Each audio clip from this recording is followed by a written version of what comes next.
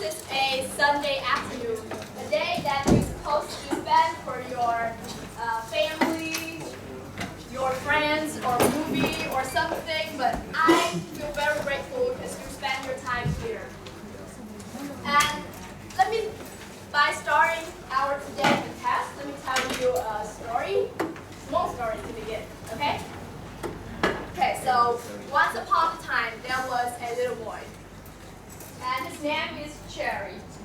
He lives in Canada. Yes, Canada. And he have a very beautiful skateboarding shoes. You know the skateboarding shoes? Yes. And this was a gift from his grandparents on his birthday, his 7th birthday. So he loved it very much. He loved it so much that he did not even use the shoes. He just keep saving it, because he said that if he uses it, it's gonna be ruined. He don't want it to be ruined or any scarf or anything. And days by day, until 1 year passed, 2 years passed, until 10 years passed. He grew older, and the shoe is still new. And he opened the closet, he wanted to use it. Now he wants to use it so bad. Even the shoe is still new, but it doesn't fit him anymore. So in life, it's the same. Sometimes you're afraid.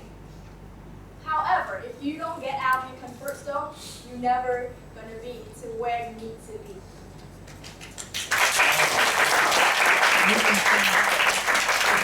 And to open our contest today, I have invited a very famous celebrity to give us a sweet performance. So now let's welcome up to the stage, Mr. Dong Jung.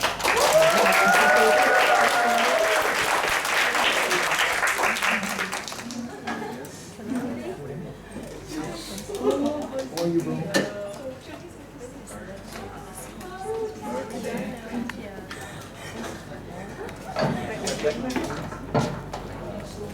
Okay.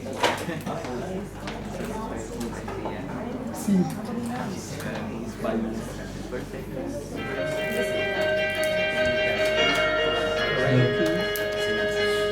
He's gonna dance.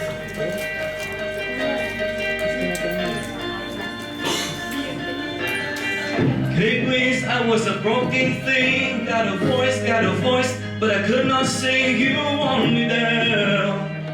I struggle on the ground. Oh, so lost, the line had been crossed. Had a voice, but I could not talk. You want me down. I struggle to fly now.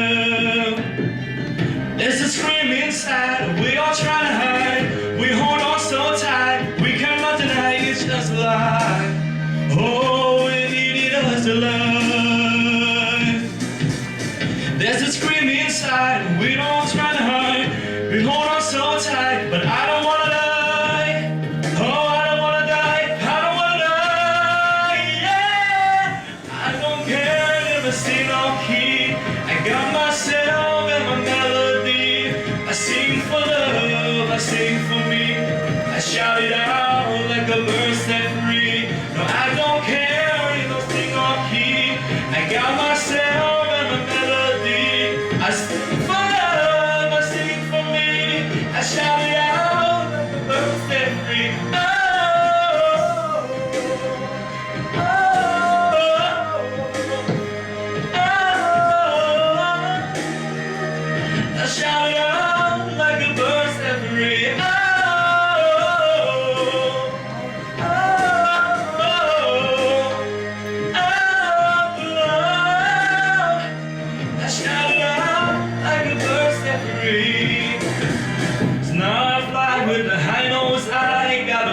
Got a voice, hear me roar, you bring me down, but I fall back loud. Oh, there's a scream inside, we all try to hide. We hold on so tight, we cannot deny it's just a lie. Oh, it is a lie. Oh, there's a scream inside, we all try to hide. We hold on so tight, I don't wanna die, no, I don't wanna die, I don't wanna die.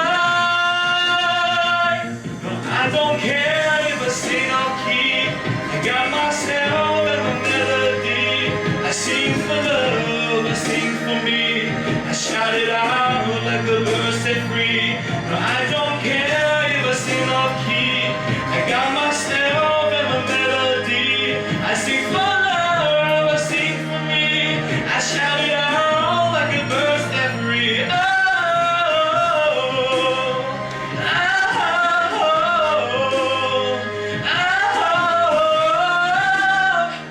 I shout it out like a bird set free. Oh, oh,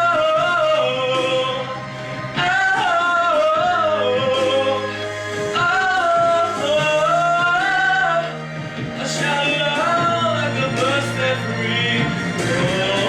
Oh, oh, no.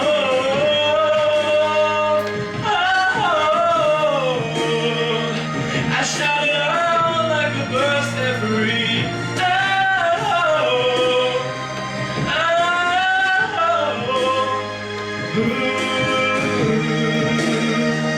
I shout it out like a bird set free.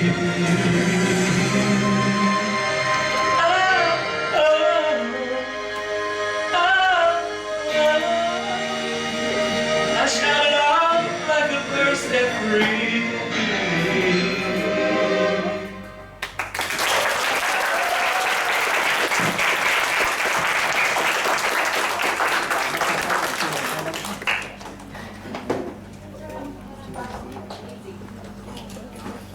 What do you think? Mesmerizing, breathtaking visuals. So now, let our contest begin. May I welcome our humorous speech contest chair, Miss Hao Zhang. Wow, such an amazing song, right? So now we also come to another interesting part. Welcome, ladies and gentlemen, to the UEH-ISB Humorous Speech Contest. So, today's our contestant will have four talented. Our contest will have four talented contestants. The first one is Toastmaster Thịnh Thái, Toastmaster Ngân Nguyễn, Toastmaster Vân Tường, and Toastmaster Nam June. All of the contestants are eligible to participate in a contest. And each contestant will have to 5 to 7 minutes to deliver the speech. And after that, there will be 1 minute of silence for the judges to raise. So now, I proudly announce that the Humorous Speech Contest 2016 officially starts. First contestant, Toastmaster Thịnh Thái, with the speech title, Life is Hard When You Are Ugly. Life is Hard When You Are Ugly, Toastmaster Thịnh Thái.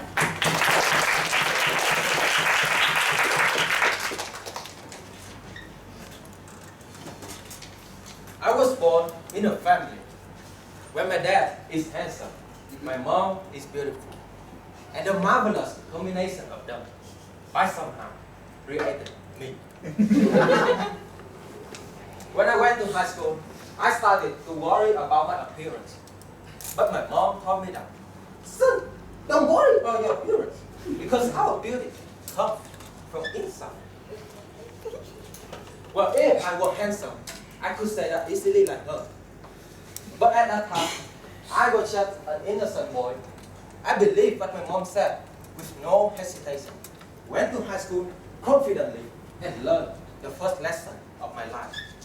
Life's hard when you are up. My handsome man, beautiful women, and normal contest chair. Maybe you think that I am a terrible liar, because as you can see, I am not that ugly. Oh, I am. But hold your fire and let's imagine. When I was young, I had a lot of acne. I didn't wear glasses, and my hair was way longer than this. And all those magical things, all at once, make me look perfectly like a criminal.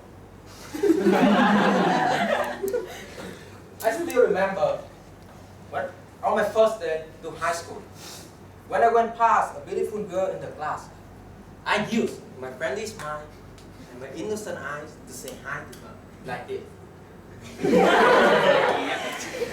And suddenly, the girl reacted. was unpredictable. Oh my God! What are you looking at? The whole class looked at me like I just committed a crime. And that is the moment I received my new nickname, the criminal. Until the end of that day, I wasn't able to make friends with anyone. They isolated me just because I looked ugly and scary. I hated them so much. I felt so depressed and angry that I swore with myself I would never try to make friends with any of them. All I wanted at that time was to going back to the bathroom to take a shower, refresh myself. Because my high school is a boarding school, I had to eat, sleep, and study there until I went home on the weekend. So I went back to the dormitory bathroom to take a shower. But when I saw it, I changed my mind. Can you imagine a small room with 4 showers, no single door or wall separate them? And there are about 8 or 10 naked guys in there. Some of them don't just simply take a shower. I felt scared because I had never been naked in public before. So I decided to stay dirty until I went home on the weekend. But after 5 days, I saw all the guys was dancing cha-cha-cha with me. Whenever I put 2 steps forward, they put 2 steps backward. They stay away from me. And I realized that at that time, I was not simply ugly, but also very smelly. And that's how I learned the first lesson of my life. Life's hard when you are ugly. And the last day before the weekend, in the middle of the night, when I was about to lose on my home, I accept my isolation. Then suddenly, I had my first time being naked with the guy sleeping next to me.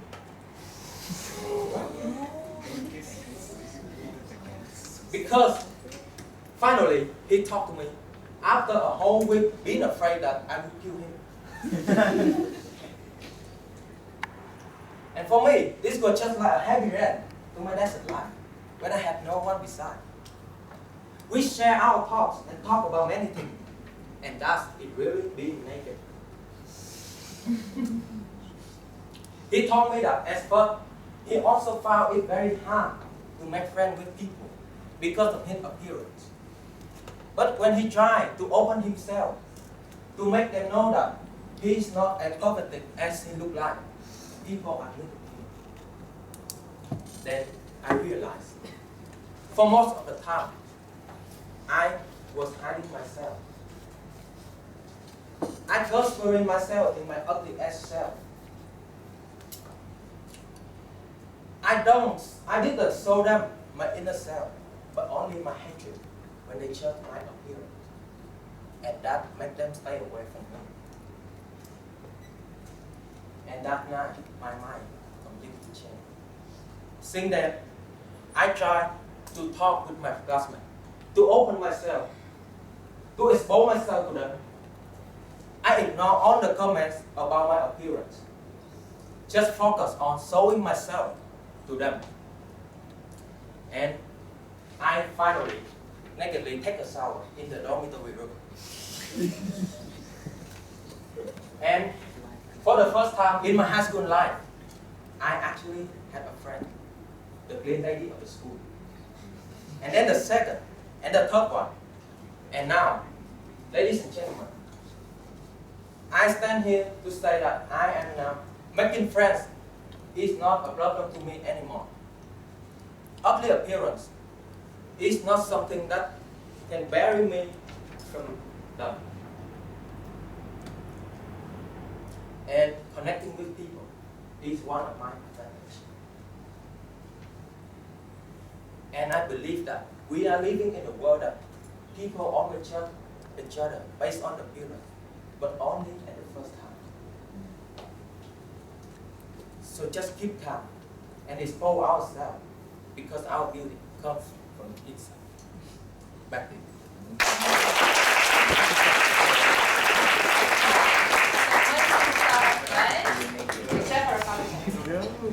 So now we will welcome our second contestant, Toastmaster Namju, with a speech. Oh my God. Sorry, it's my bad. So now we will have 1 minute of silence for the judges to break.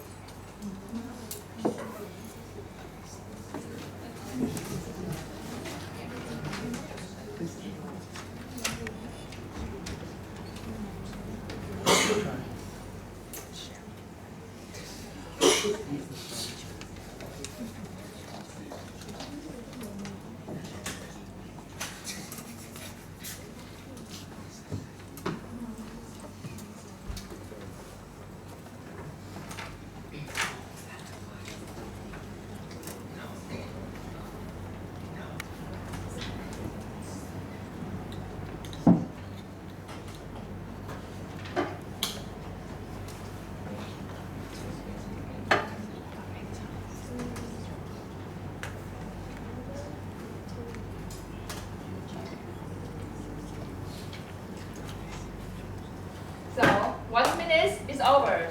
So let's start with our second contestant, Toastmaster Namju, with a speak title I Swear. I swear, Toastmaster Namju.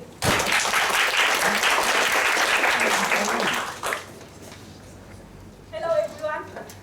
You and I, we are all different because of our characteristics, our knowledge, and our culture. And those will determine the way we make decisions, the way we interact with other people. To me, differences is the beauty of life. Toastmaster fellows, I'm going to share with you my own experience. Those experiences already broaden my view, enrich my knowledge, but still keep me as who I am. I was born and grew up in Hanoi, and I'm purely a northern woman. I like hardworking, I enjoy serenity, I'm humble, I respect other people. I try to act as diplomatic as possible when I'm in relationship with other people. When I moved to Saigon, it's a new world to me. New lifestyle, new jobs, new colleagues, and more important, I'm a magnet to a man. A purely southern man. Who would say that a girl from Hanoi is not attractive to a Saigon man? Raise your hand if you know this name. David Beckham, George Clooney, Matt Damon, Leonardo DiCaprio.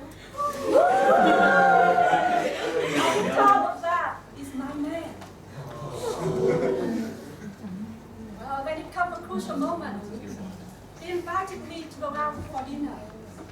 Yes, I made the right decision to move to the south. Everything went well.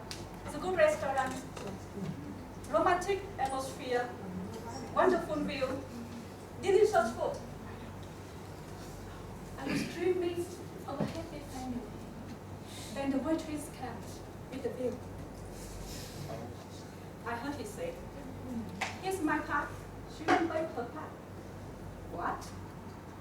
He's asking me to pay for the bill. I was shocked. I was hurt deeply. I paid up all the bill. I left the restaurant without saying a word. What a man, what a mean man I had met. I swear, I never talked to him again.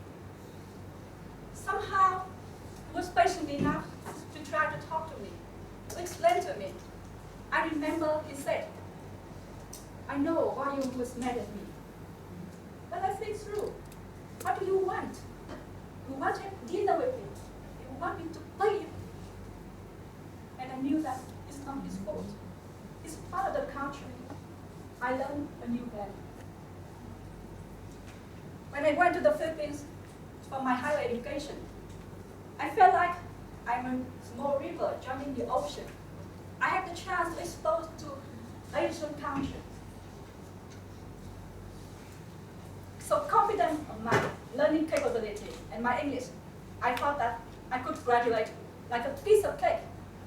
But it was not. The first class was so torturous. I was bombarded by so many types of Asian English accents. Indonesian English, Malaysian English, Filipino English, Chinese English, Cambodian English, Laos English, Vietnamese English. And on top of that, can you imagine? Indian English. Raise your hand if you do not understand Indian English for the first time. Most Indian people, they speak so fast, they speak so loud, they speak everything. They seem to know everything. Whatever the professor asks, they can answer. 30% class participation, 40% group project, 30% exam. What am I gonna do?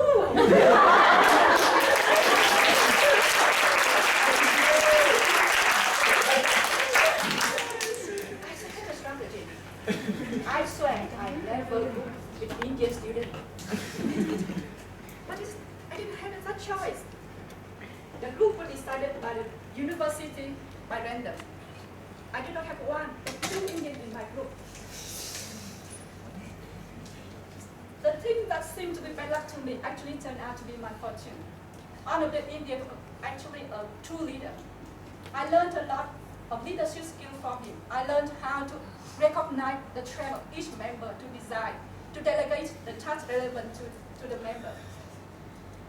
I learned how to plan, how to monitor the group progress. I learned how to motivate the team, to make sure that they feel they're contributing to the group. While the other groups have quarrels, have fightings, even tears, our group had just smiles, and we are the best performing group. Another chance for me to open my eyes and expand my horizon when I was studying in the US. Thank God my American dreams come true. We are a group of bankers and lawyers from all over the world: Afghanistan, Pakistan, Estonia, Egypt, Nigeria, South Africa, Brazil, Argentina. After a week, I make friends with all of them, except one man, who's a lawyer from Argentina. What alerted me is that he had tattoo all over his body. Can you imagine a lawyer with tattoo? Somehow Mom and Dad usually say that you should stay away from criminal. And deep in my mind, only criminal have tattoo. So this time I will follow my mom and dad's advice. Stay away from that man. I swear I never make friends with him. Somehow he knows that I tried to avoid talking to him, and once he knows that the reason of my afraid, he told me that you should have a misconception of tattoo just like my boss at home. With his help, I abandoned my misconception about tattoo, and he finally became one of my best friends during the study. Dear Master Fellows, I couldn't be the person like I am today if all the people I met in my life just let me alone with my confusion, my misconception, my misunderstanding. I learned a lot. I learned new culture. I learned how to behave. I learned to accept the difference. And I swear I never swear again. Thank you.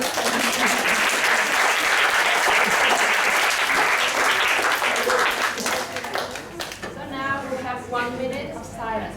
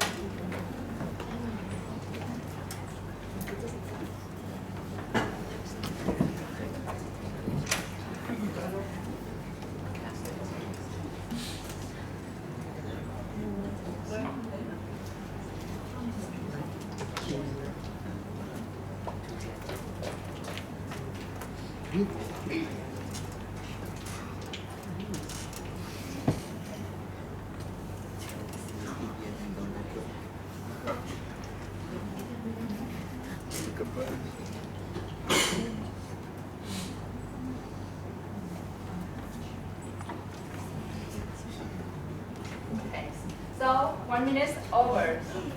Let's let's start with our first contestant. Toastmaster Hong Tung, I think I have ADHD.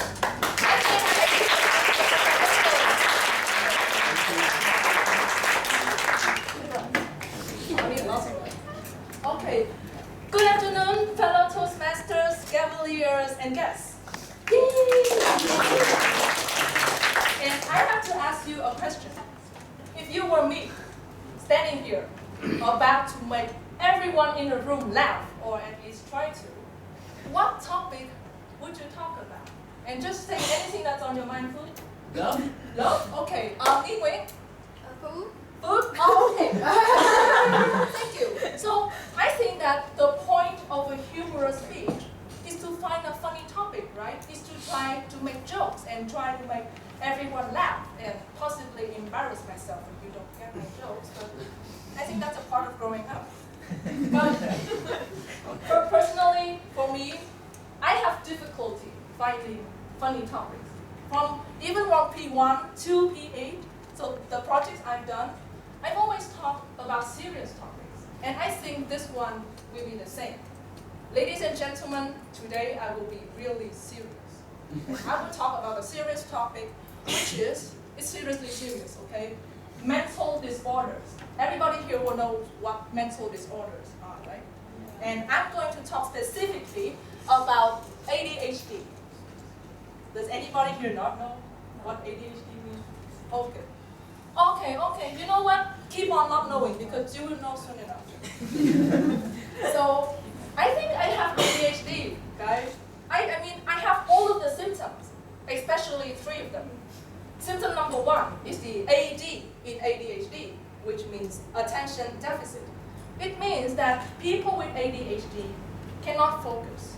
And if you guys, there's something you guys must know about me, is that my attention span is huge, like a goldfish. I cannot focus. You know, the first day of my first year in this school, I walked into class, there were a lot of people, and I love making new friends. So, you know what I do? I came to each one of them and say, hey, what's your name? What's your name? Name, yes, you. Oh, wait, what's your name? No, okay, what's your name? Oh, what? Okay, and you, and you, and you, and you, and you, and you, and you, and you. And by the time I got to you, I forgot you. What's your name again? Oh, okay. I'll try to remember it next time. So, for every single round in my classroom, I had to do it 3 times. And now that I've gone to 2nd year, I still don't remember half of them. Oh. Yes, it is true. You can ask my classmate for proof. I really don't remember most of them sometimes. And I think this is really bad because according to Dale Carnegie, you do not forget a person's name when you're doing business. So I guess when I graduate from ISB, I'll probably try to move to another field because at this rate, I'm quite sure I'll go bankrupt before I get a job. So I can't focus. Second symptom is the it's the H in ADHD. H stands for hyperactivity. Hyperactive people, by my definition, are people who look like they're on drugs most of the time. Because they simply can